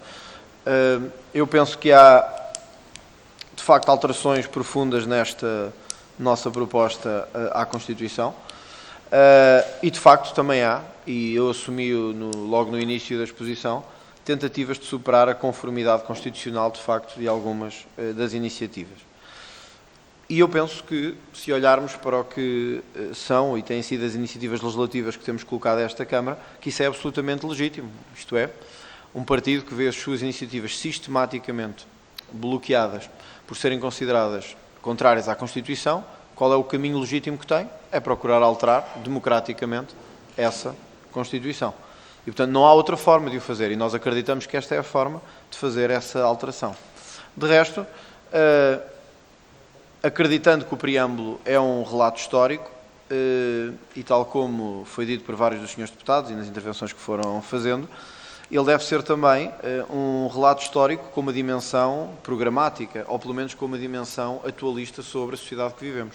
E a sociedade que vivemos caminha para o socialismo algumas vezes, não caminha para o socialismo outras vezes, e certamente que no futuro, e acho que isso todos estamos de acordo que aqui estamos, haverá eleições em que caminhamos para o socialismo, haverá outras, espero eu que em breve, que deixemos de caminhar para o socialismo, e portanto não faz sentido que um preâmbulo diga que caminhamos para o socialismo. Eu penso que nenhum dos seus deputados que aqui está gostaria, se amanhã houvesse outra revolução e outra Constituição fosse estabelecida, que se dissesse que Portugal caminha para uma direita progressista, conservadora e liberal. Penso que nenhum de vocês se sentiria bem com uma Constituição assim. E depois nós poderíamos vir aqui e dizer assim, bom, foi o contexto histórico em que isto aconteceu e agora vivam com isto 50 anos. Quer dizer, acho que é uma questão legítima, política, o CDS também já a colocou e eu, conforme disse o Sr. Deputado Telmo Correia, eu reconheço isso. É uma questão menor, talvez, do ponto de vista jurídico-dogmático, mas que me parece importante. Sr. Deputada Isabel Moreira, de facto é verdade, e reconhecendo aquilo que disse e que eu próprio assumi, a nossa é uma perspectiva antitética a esta Constituição. Assumimos-lo lá fora como cá dentro e continuaremos a assumi-lo com a força que o Chega tem, ou pode vir a ter no futuro, e nunca escondemos isso dos portugueses. Queremos outra Constituição. Esta proposta que aqui fazemos toca em alguns troncos fundamentais da nossa Constituição, conforme o Sr. Deputado António Filipe, na Constituição Processual Penal, mas também na Constituição em matéria de limites materiais de revisão constitucional. Eu não sei se são estes ou não os problemas nacionais. Sei é que talvez alguns problemas nacionais poderiam ser resolvidos se a Constituição não bloqueasse o enriquecimento ilícito, por exemplo. E esta é uma proposta que o Chega faz aqui, muito concreta. E talvez todos não nos envergonhássemos tanto há um mês e meio atrás ao ouvir um tribunal sobre um determinado caso, se calhar se tivéssemos outra Constituição nesta matéria. E acho que devemos ter noção que somos nós que temos que legislar. Não são outros, somos nós que temos que o fazer. Portanto, sim, é antitético a esta Constituição, que tem um quadro histórico muito específico e tem um quadro material muito específico. Gostava também de dizer isto. A questão não é se os limites materiais devem existir ou não. E eu compreendo os seus deputados que dizem que os limites materiais são o bilhete de identidade do nosso regime. Mas aí é que está precisamente a questão. Não cabe à Constituição dizer que de hoje para sempre temos que viver debaixo do mesmo regime. A Constituição deve nos dar a liberdade de tomarmos as opções que em consciência quisermos tomar. Não nos deve dizer que de hoje para sempre as nacionalizações são irreversíveis. Porquê é que têm que ser irreversíveis? Quem é que determinou, com que autoridade moral e política foi definido que as nacionalizações tinham que ser irreversíveis? Em 1976. Não faz sentido. e separarmos um bocadinho do ponto de vista jurídico ou moral, ou jurídico ou programático, ou jurídico ou político, percebemos que estamos a limitar uma outra geração. O PSD já referiu esta questão, o CDS também, mas no nosso projeto é de uma eliminação, e volto a sublinhar, não por entendermos que os limites materiais de revisão constitucional estabelecem dispositivos que devem ser afastados, e eu dei vários exemplos, a independência dos tribunais, a separação de poderes, os direitos dos trabalhadores, mas porque não faz sentido consagrá-los como limites materiais. O Sr. Deputado António Filipe referiu-se, e bem, aos limites materiais como uma salvaguarda da democracia. Mas, Sr. Deputado, não são os limites materiais que salvaguardam o regime democrático, são outros artigos da Constituição que o fazem, nomeadamente ao estabelecer a forma de eleição, quem são os órgãos, quais são os seus poderes e prerrogativas e que forma é que temos. E nós não alteramos esses órgãos. A única coisa que dissemos é que não podemos estar de hoje a dizer à próxima geração qual é isto ou não é nada, ou isto ou gelo.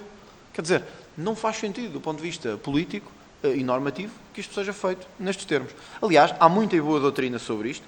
Foi já referida aqui a questão da dupla revisão do professor Jorge Miranda, que tem referido a outros, nomeadamente autores espanhóis que têm olhado para a nossa Constituição e alemães também, que é onde a nossa Constituição de maior inspiração foi beber, e de facto a doutrina é consensual nisto. Nós hoje, para alterarmos seriamente, sem acreditarmos em artifícios, um limite material, o que fazemos é uma artimanha. Alteramos primeiro o limite e depois alteramos a norma. Isto é frontalmente chocante com o que os fundadores da Constituição e os seus redatores quiseram. Porque o que quiseram foi dizer assim, de hoje para sempre estas normas não podem ser alteradas. E nós o que fazemos é, alteramos primeiro o limite como se fosse uma norma qualquer. E depois alteramos a norma que queremos verdadeiramente alterar. Isto é uma artimanha. Isto é uma espécie de burla constitucional. E, portanto, nós o que temos que perceber é porque é que estamos a fazer isto. É por uma razão meramente simbólica de não deixarmos que um determinado conjunto de normas, entendemos que se alterarmos isto, vamos mudar o chamado bilhete de identidade da Constituição. E eu penso que isso hoje ficou bem claro nas intervenções legítimas, completamente, que aqui foram feitas. Estranhei também a Sra. Deputada Inês Sousa Real, do PAN, que se referiu a algumas propostas, porque, de facto, tanto quanto eu sei, o PAN defende uma alteração constitucional para consagrar o enriquecimento ilícito, que é exatamente aquilo que fazemos, e gostava de sublinhar isto. O Chega consagrou no artigo 32 da Constituição exatamente o que o Tribunal Constitucional exigiu. Exatamente.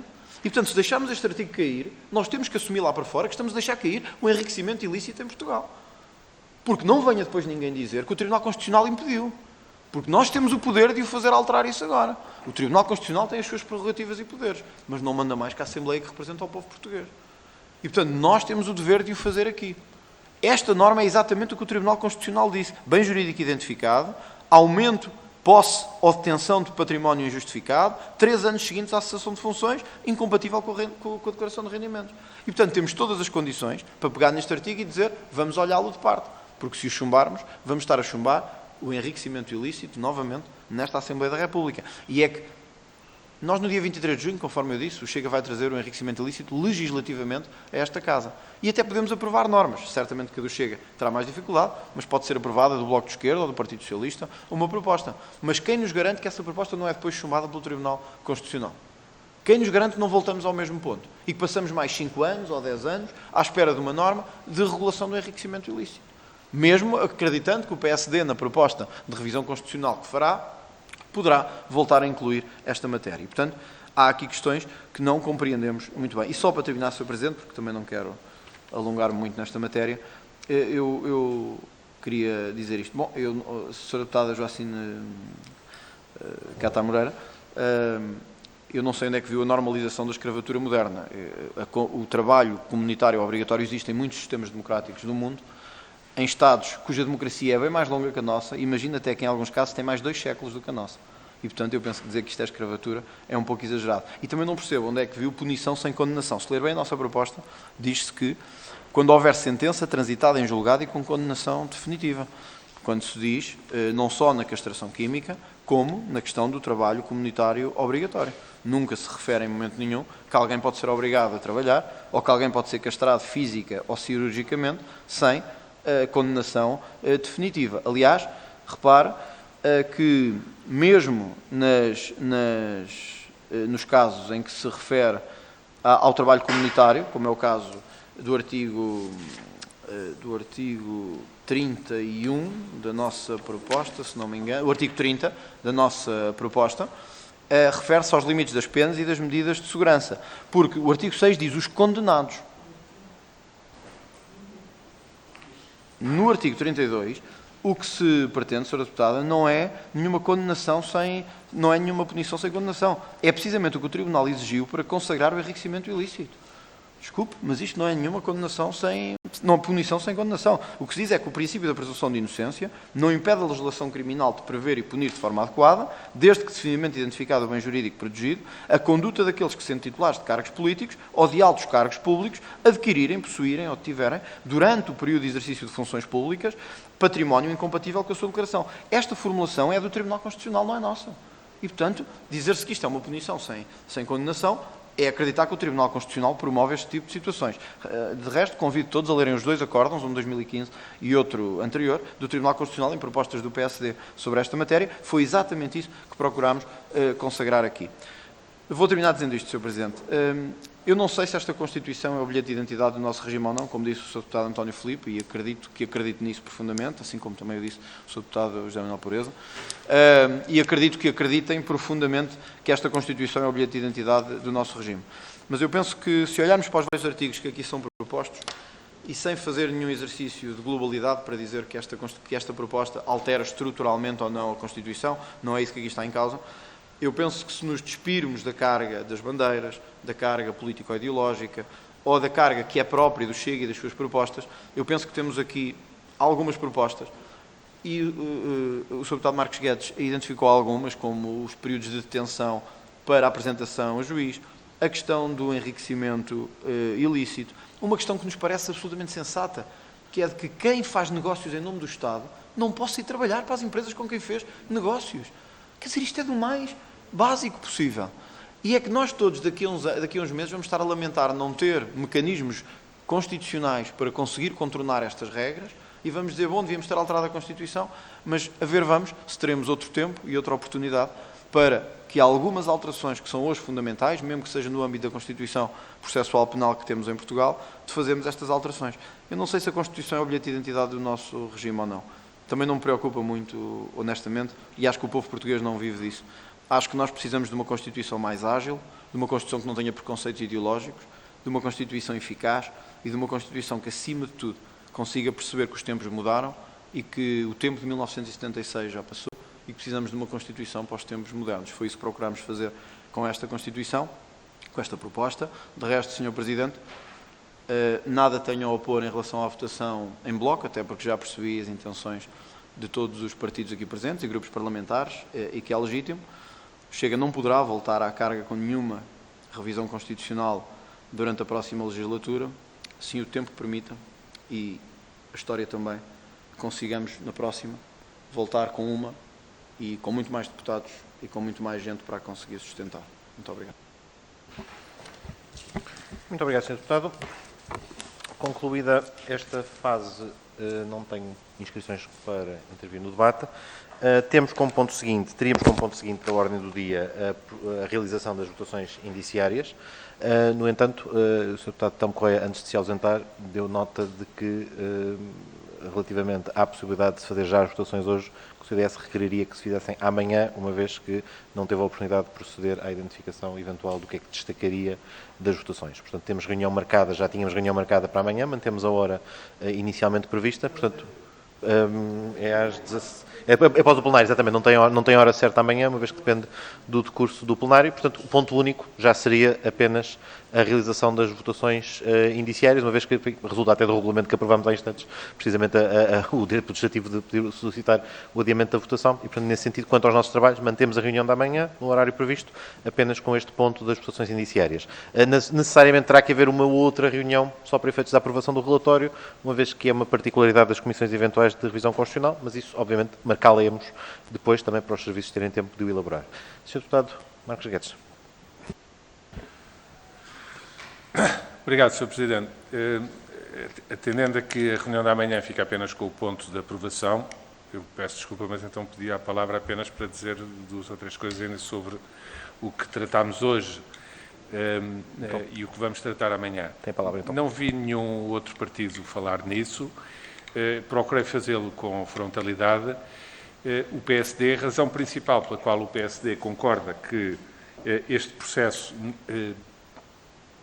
inevitavelmente tenha que ser abortado, digamos assim, nesta fase, é exatamente para evitar que a Assembleia da República tenha que esperar mais 5 anos para fazer uma revisão constitucional. O PSD tem em preparação um projeto seu, não sei se outros partidos o têm ou não, com toda a legitimidade de todos os partidos o poderão fazer, todos os deputados, de resto, o poderão fazer, aprovar-se agora o que quer que seja nesta revisão constitucional, inviabilizaria por 5 anos uma revisão ordinária, quer dizer, e isso é um aspecto que, do ponto de vista político, para nós, para o Partido Social Democrata, não é compaginável com aquela que é a pretensão que o partido tem e que já foi divulgada publicamente de apresentar ao longo desta legislatura, durante esta legislatura, um projeto de revisão da Constituição para refrescamento de alguns aspectos fundamentais do funcionamento do nosso sistema, que, do nosso ponto de vista, carecem verdadeiramente de serem repensados ou, pelo menos, de serem refletidos no contexto constitucional. E é essa a razão principal. Eu queria deixar isso mais ou menos claro, não quer dizer que amanhã não possa fazer uma declaração de voto depois de procedermos às votações.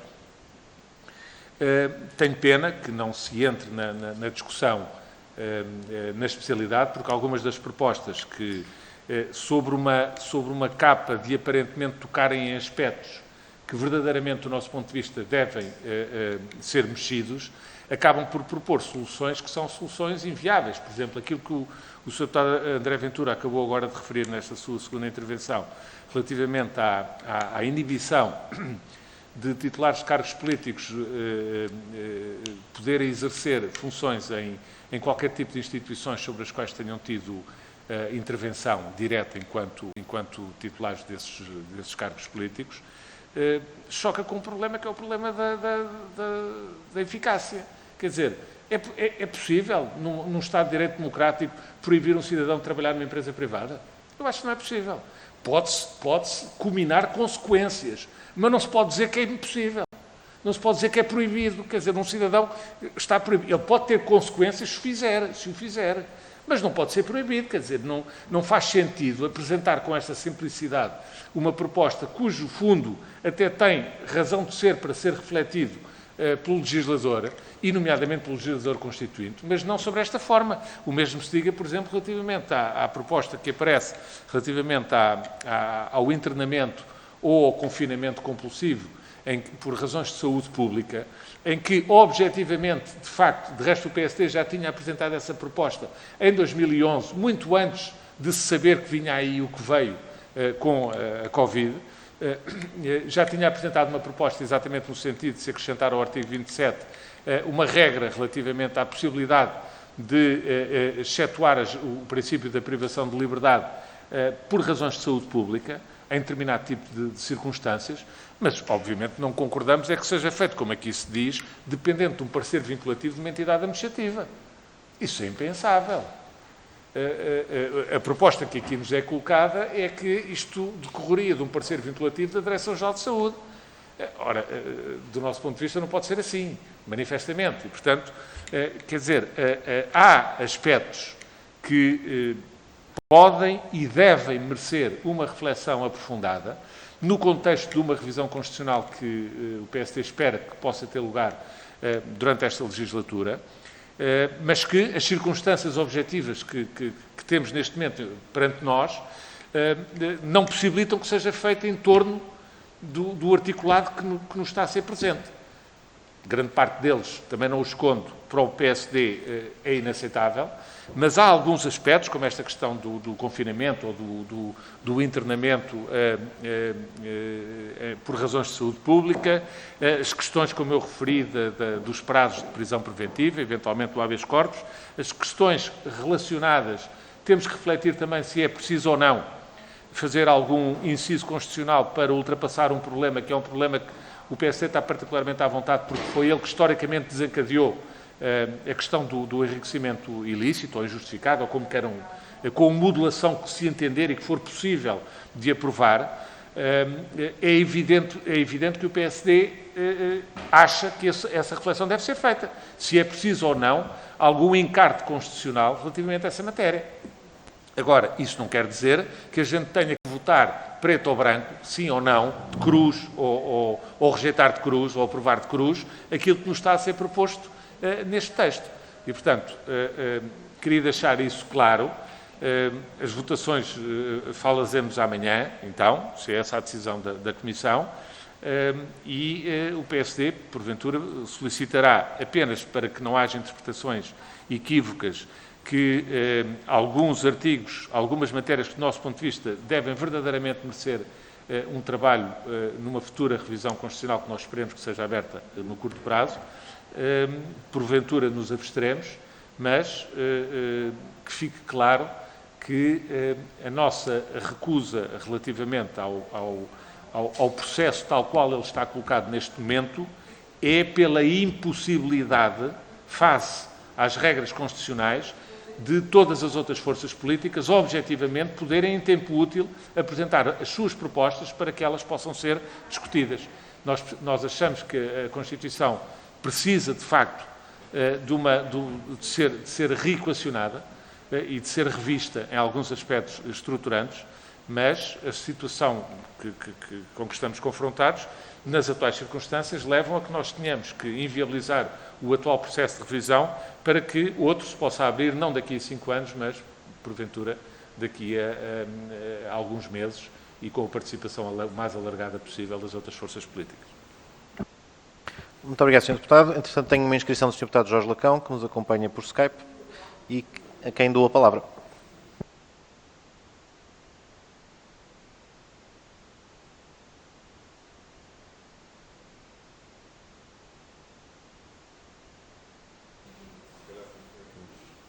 Sr. Deputado, não sei se nos está a ouvir.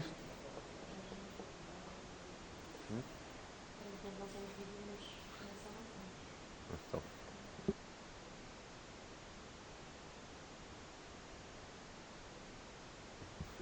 Som nem vídeo. Falta só o som, parece-nos. Está sem som, não sei se será daí a ligação do microfone. Não estamos a ouvir. Se calhar é aquele truque do sair e voltar a entrar, que noutros momentos faz a magia, mas de facto está sem som, Sr. Deputado. Não estamos a ouvir, portanto. Pois, é isso. É.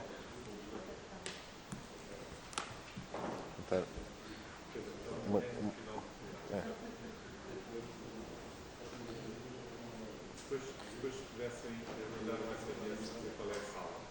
Sim, eu vou só tentar fazer esta diligência.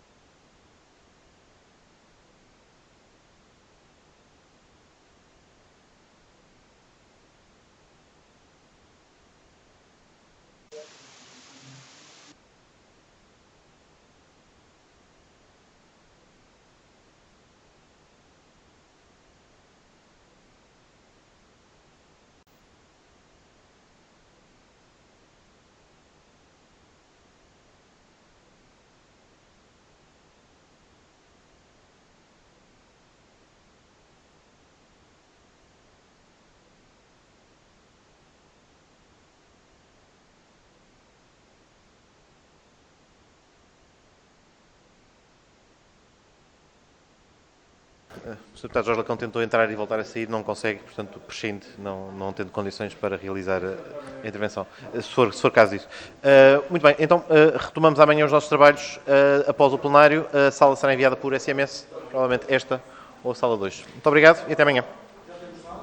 Indicamos amanhã, porque estamos em overbooking, mas provavelmente amanhã. Nós tentamos o Senado, porque há sempre mais necessidade, mas veremos.